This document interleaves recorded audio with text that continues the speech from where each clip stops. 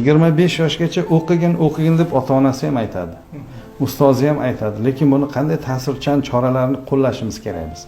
Xo'p, mashina beryapmiz, uni ko'ryapti. Undan qanchalik umid qilyapti bilmayman, lekin unga aniq aytish kerak.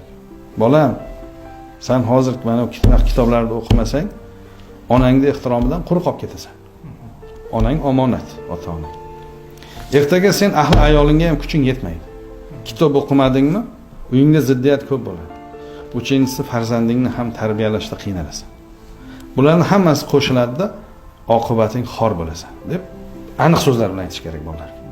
Hozir sen 25 yoshgacha o'qishga vaqting bor. 25 yoshdan keyin vaqt cheklanadi. Oila qurasan, farzanding tug'iladi. Bu bir kun isitma qiladi. Bir kun yegan ovqatini hazm qila olmaydi. Shunday bu bitta farzanding ikkita bo'ladi.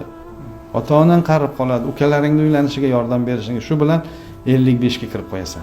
Bu 55 gacha qancha ziddiyatni ko'rasan, qancha kurashga kirasan sen. Bu kurash maydoni bu hayot. Bu kurash faqat qo'lda qurol bilan bo'lmaydi, bu til degan qurol bor.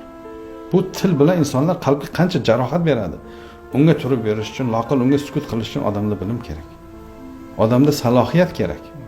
Shuning uchun bunga shu gaplarni aytyapmiz-da. 25 gacha tinmay o'qigan, foydali adabiyotni o'qigan, tinmay 3-4 ta tilni o'rgangan hozir.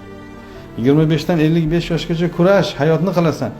Bu ikkalasini yaxshi o'tkazsang, 55 dan keyin nisbatan rohat farog'atda yashaysan deb mana shunaqa qilib oddiy lekin qalbiga tegadigan so'zlar bilan bolalarga ta'sir o'tkazish asosiy maqsad. Rahmat.